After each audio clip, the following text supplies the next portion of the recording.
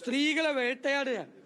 ഒരു പഞ്ചായത്ത് മെമ്പർ ഏറ്റവും കൂടുതൽ 400ഓളം വോട്ടിന് ഭൂരിപക്ഷത്തിൽ ജയിച്ച പഞ്ചായത്ത് മെമ്പറെ അധിക്ഷേപിക്കുന്നതിന് വേണ്ടി പൊതുയോഗം നടത്തി പഞ്ചായത്ത് പ്രസിഡന്റ്, ഏരിയ സെക്രട്ടറിയും അവരെ അധിക്ഷേപിച്ചതിൽ മനം നൊന്താണ് അവരെ ആത്മഹത്യ ചെയ്തത്. എന്നിട്ട് അവരുടെ ഭർത്താവും മകളും പോലീസ് സ്റ്റേഷനിൽ പോയപ്പോൾ പോലീസ് സ്റ്റേഷനിൽ മൊഴി പോലും എടുക്കാൻ തയ്യാറല്ല. അത് അന്വേഷിച്ചിട്ട് മൊഴിയെടുക്കുക. അന്വേഷിച്ചിട്ടാണോ മൊഴിയെടുക്കുന്നത്? പരാതിക്കാർക്ക് കൊടുക്കാനുള്ള മൊഴിയുടെ അടിസ്ഥാനത്തിലാണ് അന്വേഷണം നടക്കേണ്ടത്. പോലീസ് സ്റ്റേഷനിൽ പോലും അവർക്ക് നീതി കിട്ടുന്നില്ല. CPM ഈ വേട്ടയാടൽ അവസാനിപ്പിക്കണം. നിങ്ങളെന്താ സാമ്പത്തിക ബാധ്യതയുള്ള ആളുകൾക്കെതിരായിട്ട് നിങ്ങൾ പൊതുയോഗം നടത്തി നിങ്ങളെ അധിക്ഷേപിക്കുക? എന്തൊരു പാർട്ടിയാണിത്? എത്രമാത്രം അധപ്പതിച്ചിരിക്കുന്നു.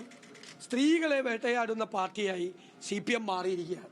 ഞങ്ങൾക്കതിൽ ശക്തിയായ പ്രതിഷേധമുണ്ട്. അത് ഉത്തരവാദികളായ ആളുകൾക്കെതിരായി കേസെടുക്കണം, ആത്മഹത്യ പ്രേരണയ്ക്ക് കേസെടുക്കണം എന്ന് ഞങ്ങൾ ആവശ്യപ്പെടുന്നു. രണ്ടാമത്തെ ഒരു കാര്യം, GST വകുപ്പിനെതിരായി വ്യാപകമായ അഴിമതി ആരോപണങ്ങൾ വരികയാണ്. വ്യാപകമായി വലിയ അഴിമതി ആരോപണങ്ങൾ വരികയാണ്. ഇപ്പോൾ ഒരു കരിയോയിൽ കമ്പനിയുടെ കയ്യിൽ നിന്നും വലിയ തോതിൽ ഇടനിലക്കാരെ വെച്ച് പണം മേടിക്കാൻ ഒന്നിലധികം സംഭവങ്ങളാണ് വരുന്നത്.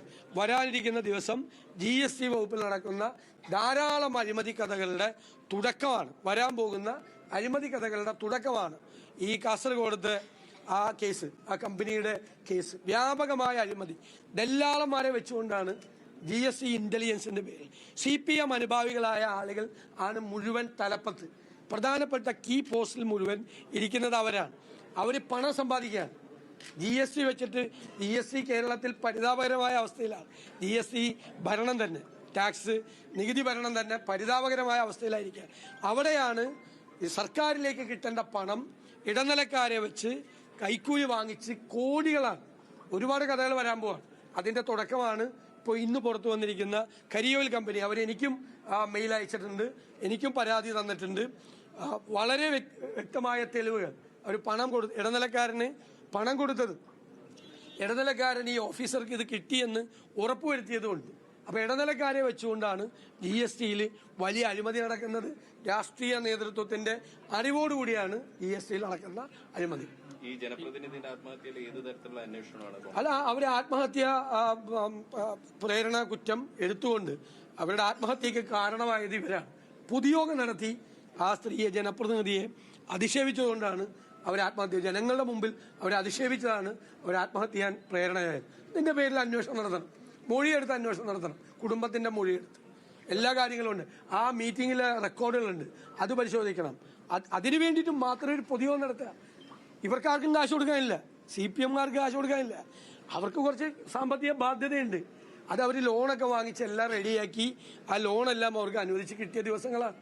എന്നിട്ടും ഇങ്ങനെ കടമുള്ളവരെയൊക്കെ നമുക്കെതിരെയൊക്കെ എത്ര പേര് നടത്തേണ്ടി വരും? കടമുള്ളവർക്കെതിരായിട്ട് പൊതുയോഗം നടത്തുന്ന പാർട്ടിയാണ് CPM. അപ്പൊ അധിക്ഷേപിക്കുക, എന്നിട്ട് അവരെക്കുറിച്ച് വളരെ മോശമായിട്ട് ആ യോഗത്തിൽ സംസാരിക്കുക. അതിൽ മനംനൊന്താണ് അവർ ആത്മഹത്യ ചെയ്തത്. ആവശ്യപ്പെട്ടുകൊണ്ട് CPM തുടർ പ്രക്ഷോഭങ്ങളിലേക്ക് പോവുകയാണ്. കന്റോൺമെന്റ് ഹൗസിലേക്ക് മാർച്ച് നടത്തുന്നു. ആത്മാഭിമാന സംഗമം നടത്താൻ തീരുമാനിച്ചിരിക്കുന്നു. ഇത് CPM നടത്തുന്നത് എന്തിനു വേണ്ടിയിട്ടാ? ME ഗോവിന്ദന്റെ മകനെതിരായിട്ടുള്ള ഗുരുതരമായ ഒരു ആരോപണം വന്നിരിക്കുന്നു. അതിന് മറുപടിയില്ല. CPM നേതാക്കന്മാർക്ക്, ഒരു മന്ത്രിക്കുൾപ്പെടെ ഈ കളങ്കിത വ്യക്തിത്വമായ രാജേഷ് കൃഷ്ണ പണം അയച്ചിരിക്കുന്നു, പണം കൊടുത്തിരിക്കുന്നു എന്നൊരു ആരോപണം വന്നിരിക്കുന്നു. ഗുരുതരമായ ആരോപണം. കേരളത്തിലെ CPM നേതാക്കന്മാർക്ക് ഈ കളങ്കിത വ്യക്തിത്വം ഹവാലയിലും റിവേഴ്സ് ഹവാലയിലും കൂടി ഉണ്ടാക്കിയ പണം കൊടുത്തിരിക്കുന്നു എന്ന് പറഞ്ഞിരിക്കുന്നു. അത് മറച്ചു വയ്ക്കാൻ അത് ചർച്ച 2-3 ദിവസം ഏതായാലും നിങ്ങളാരും അത് ചർച്ച ചെയ്തില്ല. ഗൗരവതരമായ ആരോപണം CPM സംസ്ഥാന സെക്രട്ടറിക്കും കേരളത്തിലെ CPM നേതാക്കൾക്കും, മന്ത്രി ഉൾപ്പെടെയുള്ള CPM നേതാക്കൾക്കെതിരെ വന്നിരിക്കുന്നു. അത് ചർച്ചയാകാതിരിക്കുന്നതിന് വേണ്ടിയിട്ടാണ് ഞങ്ങൾ സംഘടനാപരമായ നടപടി ഞങ്ങൾ സ്വീകരിച്ചു. റേപ്പ് കേസിൽ പ്രതിയായ ആള് അവിടെ ഇരിക്കുകയാണ്. ലൈംഗിക അപവാദ കേസിൽ പ്രതികളായ എത്ര പേര് മന്ത്രിമാരുണ്ട്? അവരെയൊക്കെ ആദ്യം പുറത്താക്കി. ആ MLA മാരുടെ, റേപ്പ് കേസിൽ പ്രതിയായ MLA രാജിവെക്കാൻ പറ. പിന്നെ ഞാൻ പറഞ്ഞല്ലോ, മുഖ്യമന്ത്രിയുടെ ഓഫീസ് തൊട്ട് ലൈംഗിക അപവാദ കേസുകളിൽ പ്രതികളായ ആളുകളെ വെച്ചുകൊണ്ട് CPM നടത്തുന്നത് ME ഗോവിന്ദനെ രക്ഷിക്കാനും ഈ മന്ത്രി അടക്കമുള്ള ഈ റിവേഴ്സ് ഹവാല കേസിൽ രക്ഷപ്പെടുന്നതിനുമാണ്. പിന്നെ BJPക്കാരോട് എനിക്കൊരു പ്രത്യേക കാര്യം പറയാനുണ്ട്. ഇന്നലെ ഒരു കാളയുമായിട്ട് കന്റോൺമെന്റ് ഹൗസിലേക്ക് പ്രകടനം നടത്തി. നല്ല കാര്യം. ആ കാളയെ കളയരുത്, അത് പാർട്ടി ഓഫീസിന്റെ മുറ്റത്ത് കെട്ടിയിടണം. ഈ അടുത്ത ദിവസം ഒരാവശ്യം വരും BJPക്ക്. ആ കാളയുമായിട്ട് രാജീവ് ചന്ദ്രശേഖരന്റെ വീട്ടിലേക്ക് ഒരു പ്രകടനം നടത്തേണ്ട സ്ഥിതി പെട്ടെന്നുണ്ടാവും. കാര്യം ഞാനിപ്പോൾ പറയുന്നില്ല. അവിടെ കാളയെ ഉപേക്ഷിക്കരുത്, കാളയെ കളയരുത്, കാള വേറെ കൊണ്ടുവന്ന സ്ഥലത്തേക്ക് പറഞ്ഞയക്കരുത്. കാളയെ പാർട്ടി ഓഫീസിന്റെ മുമ്പിൽ തന്നെ കെട്ടിയിടണം. കാളയുടെ ആവശ്യം വരും. ആ കാളയുമായിട്ട് എൻ്റെ വീട്ടിലേക്ക് പ്രകടനം നടത്തിയ BJPക്കാരെ കൊണ്ട് ഞാൻ ആ കാളയുമായിട്ട് രാജീവ് ചന്ദ്രശേഖരന്റെ വീട്ടിലേക്ക് ഞാനൊരു പ്രകടനം നടത്തിക്കും. വെയിറ്റ് ചെയ്താൽ മതി. പാലക്കാട് വീണ്ടും ഒരു ഉപതെരഞ്ഞെടുപ്പ് വേണ്ടി പിന്നെ CPM-കാർ ഞാൻ എൻ്റെ ജസ്റ്റിസ് കണ്ടിട്ട് ഞാൻ ഭീഷണിപ്പെടുത്തുവാണെന്ന് നിങ്ങൾ വിചാരിക്കരുത്. അധികം കളിക്കരുത് ഈ കാലത്ത്. വരാനുണ്ട്. ഞെട്ടിപ്പോവും. അല്ല, വേണമെങ്കിൽ അങ്ങനെ എടുത്തോ. കേരളം ഞെട്ടിപ്പോവും. അതില്ല, വരുന്നുണ്ട്. ഇതുമായിട്ട് അല്ല, നോക്കിക്കോ, വലിയ താമസമൊന്നും വേണ്ട. ഞാൻ പറഞ്ഞതൊന്നും വൈകാറില്ലല്ലോ. അല്ല, വെച്ചോ. അല്ല അതൊക്കെ ഇലക്ഷനൊക്കെ എത്ര ദിവസം അല്ല, ഇലക്ഷനൊക്കെ എത്ര ദിവസത്തേക്ക് ഇരിക്കും? ഒരുപാട് ദിവസമില്ലേ ഇലക്ഷന്? അത്ര ദിവസമൊക്കെ ഒരു കാര്യം പറഞ്ഞിട്ട് പോവാം. അത്രയും ദിവസം ഒന്നും പോകാൻ പാടില്ല. അല്ല, നോക്കാം അല്ലെ, അല്ല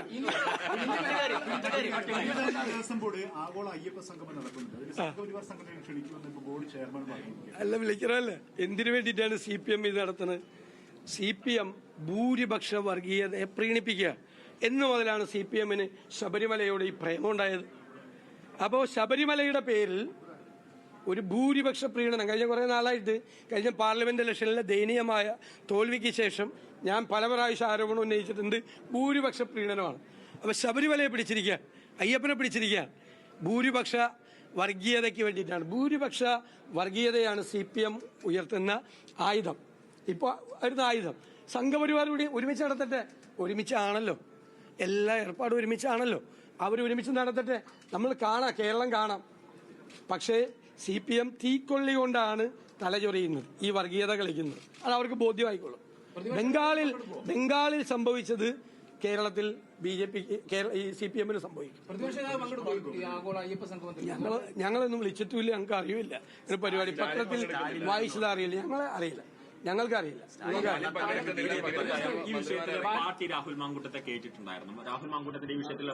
ആ വിഷയം ക്ലോസ്ഡ് ആണ്. ഞങ്ങൾ ആ വിഷയത്തെ പറ്റി ഇനി ഒരു ചർച്ചയില്ല. ആ സബ്ജക്ട് ക്ലോസ് ചെയ്തു. എന്തുകൊണ്ടാണെന്നറിയാം? ആ സബ്ജക്റ്റിന്റെ മറവിൽ, ആ സബ്ജക്റ്റിൽ ഞാൻ ഇന്നലെ പറഞ്ഞ ഒരു പാർട്ടി ചെയ്യാവുന്ന മാക്സിമം കാര്യം കേരളത്തിൽ ഒരു രാഷ്ട്രീയ പാർട്ടിയും ചെയ്യാത്ത, ഞാൻ പറഞ്ഞല്ലോ, ഹൃദയവേദനയോടുകൂടി ആണ് ഒരു സഹപ്രവർത്തകനെതിരായിട്ട് നടപടിയെടുത്തത്. കാരണം മുഖം നോക്കലല്ല, നമ്മുടെ ബന്ധമല്ല, അടുപ്പമല്ല, നിലപാടാണ്. ഒരു സ്ത്രീപക്ഷ നിലപാടാണ് പാർട്ടി എടുത്തിരിക്കുന്നത്.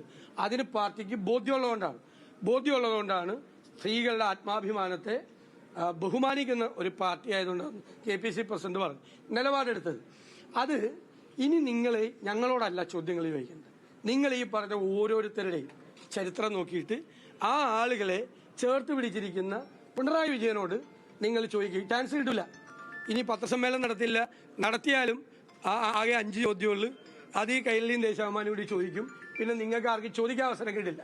എന്നോടായതുകൊണ്ടാണ് നിങ്ങൾ കഴിഞ്ഞ 4 ദിവസമായിട്ട് തുടർച്ചയായിട്ട് ചോദിച്ചുകൊണ്ട് ഞാൻ നിങ്ങളുടെ എല്ലാ ചോദ്യങ്ങൾക്കും മറുപടി പറഞ്ഞു. പിന്നെ ഞാൻ അവരോട് പറഞ്ഞു, അവർ സമരം നടത്തിക്കോട്ടെ, അവർ സമരം നടത്തണമെന്നാണ് നമ്മുടെ ആഗ്രഹം. ഈ സമരം തുടരണം, അവർ തുടരട്ടെ. കാരണം ഇത്രയും ഒരു പാർട്ടി ചെയ്തത് കേരളത്തിലെ ജനങ്ങൾ ആദരവോടുകൂടി നോക്കിക്കാണുക. ഞങ്ങളെ എല്ലാവരും വിളിക്കുന്നുണ്ടല്ലോ. ഞങ്ങളെ കേരളത്തിന്റെ ഒരു പൊതുസമൂഹത്തിന്റെ ഒരു ക്രോസ് സെക്ഷൻ, വളരെ പ്രധാനപ്പെട്ട ഒപ്പീനിയൻ മേക്കേഴ്സ് ആയിട്ടുള്ള ആളുകൾ ഞങ്ങളെ വിളിക്കുന്നുണ്ട്. ഞങ്ങളെ അത്ഭുതപ്പെടുത്തി നിങ്ങൾ എന്ന് പറഞ്ഞുകൊണ്ട് ഈ തീരുമാനം കേരള രാഷ്ട്രീയ ചരിത്രത്തിൽ അടയാളപ്പെടുത്തുന്ന തീരുമാനമാണെന്ന് പറഞ്ഞ് ഞങ്ങളോട് ആദരവോടെ ഒരുപാട് പേര് ഞങ്ങളെ വിളിച്ച് സംസാരിക്കുന്നു. ഇപ്പൊ ചോദ്യങ്ങളെല്ലാം ഇനി ഞങ്ങളോടല്ല, ചോദ്യങ്ങളെല്ലാം ഈ പറയുന്ന മനസ്സിലായി ഒരു IAS-കാരിയായ ഉദ്യോഗസ്ഥയെ വരെ അപമാനിച്ച ആളിപ്പം മന്ത്രിയായിരിക്കുകയാണ്. ലൈംഗിക അപവാദ കേസിൽപ്പെട്ട ആൾ മന്ത്രിയായിരിക്കുകയാണ്. അതിന് യാതൊരു ഉളുപ്പില്ല. എന്നിട്ട് പ്രകടനം നടത്തുക. മനസ്സിലായില്ലേ? അല്ല, ഞങ്ങള് we made it very clear. ഇനി no more questions. No more questions. BJP CPM